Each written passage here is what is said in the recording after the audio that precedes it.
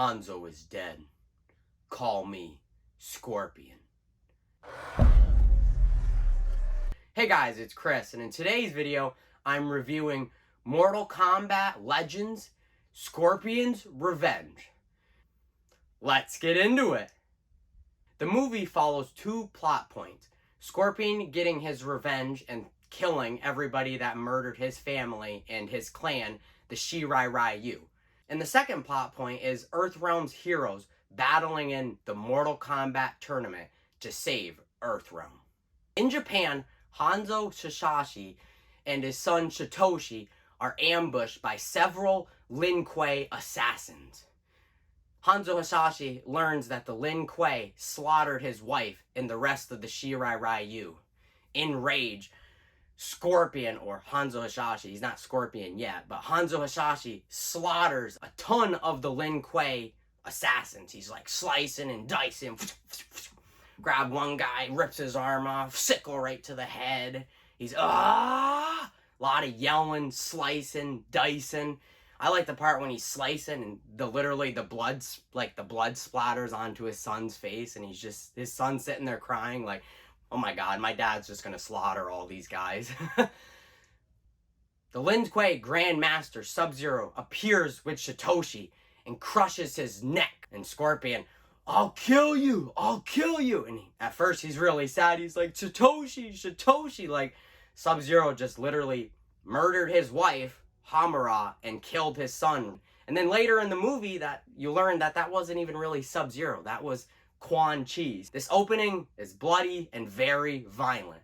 I mean, for fuck's sake, Scorpion goes out in bloody style. Like, yeah, he dies, but he goes out in style. And even when he's killed, he goes out in style. I'll kill you. You'll die for that.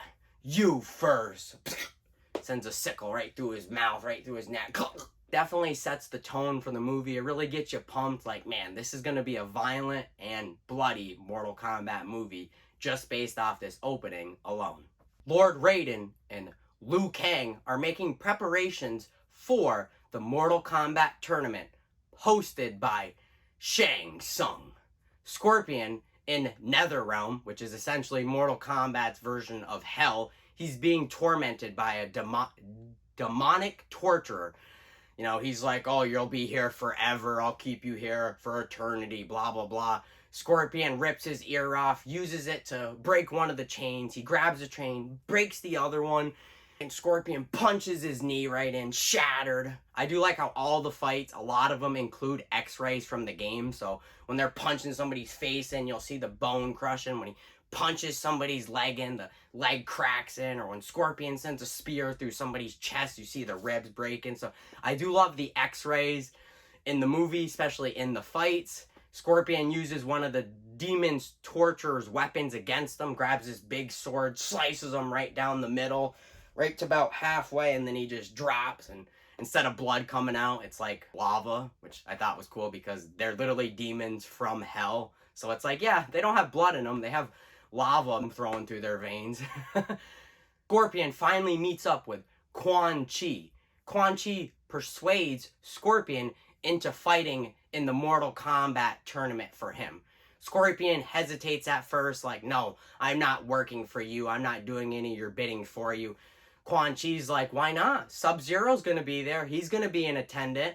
You know, you work for me. I can make sure Shao Kahn make sure you go back to your family in Earthrealm. Scorpion agrees. He's like, all right, I'll participate in the tournament to seek my revenge against Scorpion. Hanzo is dead. Call me Scorpion. Quan Chi essentially wants Shinnok's amulet so he can get Shinnok out of the amulet, and Shinnok can be one of the rulers of Netherrealm. I always forget that. Shinnok is like the master of the Netherrealm. Shao Kahn is the master of Outworld.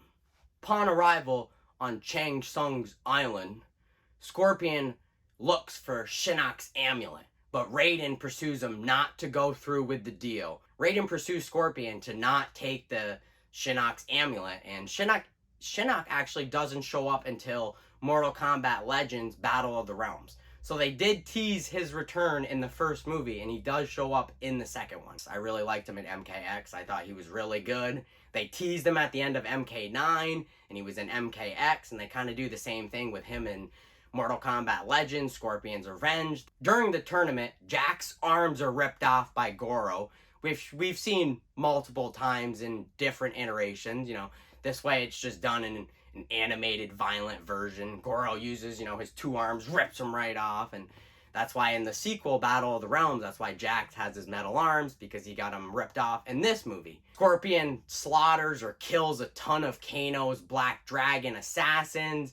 Sonya decapitates Reptile, uses one of those wire things, and jumps behind him and grabs him, and Johnny Cage barely gets a victory over Baraka. And Baraka, he's nasty. You know, he's the guy with the two blades on each one of the hands. He's got the nasty teeth. Scorpion and Sub-Zero have their fight in the pit, or over the pit, or essentially over the pit, because it's a long bridge and they just fight on the bridge over the pit. Scorpion impales himself and Sub-Zero on a spike in the pit, which is essentially one of the stage fatalities you could do in MK9. You could uppercut them and they'd fall right off the bridge and land right on the spikes. Stage fatality. And that was the stage fatality for the pit. The tournament isn't taken to its full potential in this movie, but at least this Mortal Kombat movie has the tournament. The first live action Mortal Kombat movie they did in 2021, the most recent live action one they did, they mention so much of the tournament, but they don't actually ever get to the tournament. So at least this movie has the tournament, even if it's not brought to its full potential. Quan Chi appears and tells Scorpion that Sub-Zero was actually not involved with murdering your wife and your child and your whole clan. It was actually Quan Chi. Like I said in the beginning of the video, you learn at the end of the movie that it wasn't Sub-Zero who slaughtered Scorpion's clan and his wife and his son. It was actually Quan Chi who disguised himself as Sub-Zero and told the Lin Kuei to attack the Shirai Ryu, go kill them all. And Sub-Zero killed his wife, and it wasn't actually Sub-Zero, it was Quan Chi the whole time. So Scorpion basically pulls himself right off the spike and seeks his revenge on Quan Chi. And boy, does he seek his revenge. At the climax of the tournament, Goro almost kills Liu Kang, but Scorpion steps in and saves Liu Kang. Scorpion uses his kunai and shoots it right through Goro's head, rips his skull right out of his skin. Fatality.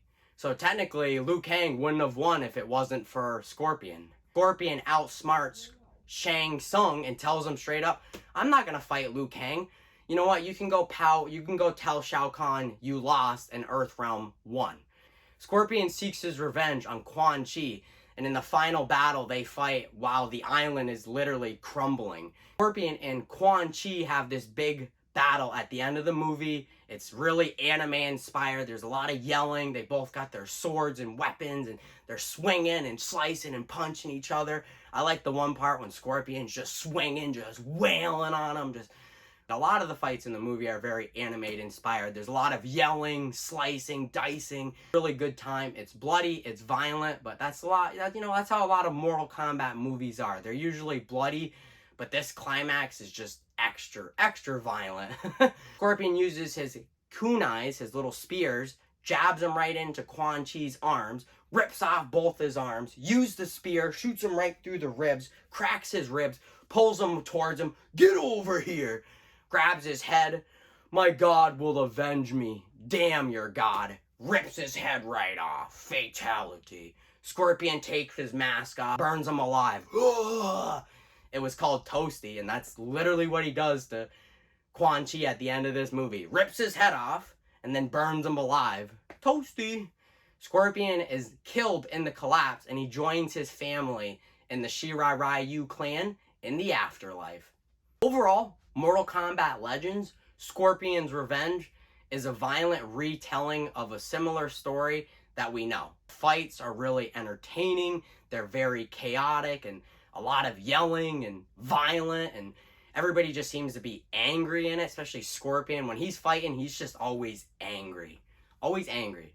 I mean, Sub-Zero's in the movie too. He gets his time to shine, but I really like how the title is Scorpion's Revenge, And you see Scorpion through 75% of the movie. That was my biggest gripe of the newest live action movie, where Scorpion is in the beginning, he's in the opening, and then he doesn't really show up until the end.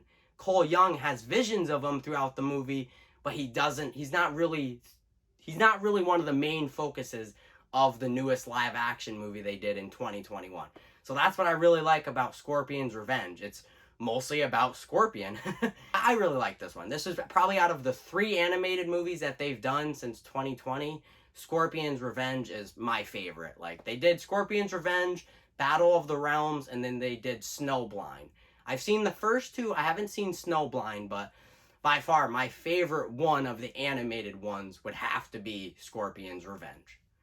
And if you know me, I'm a big Scorpion fan. Like, he's my main, no matter what Mortal Kombat game I'm playing, I always choose Scorpion. MKX, I could just dominate with Scorpion. When that game came out, no one wanted to fight me in it because they just knew I was really good at Mortal Kombat. Especially if I mained with Scorpion. You weren't beating me.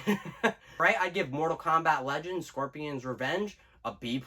Hope you enjoyed today's video, and as always, don't forget to hit that like and subscribe button.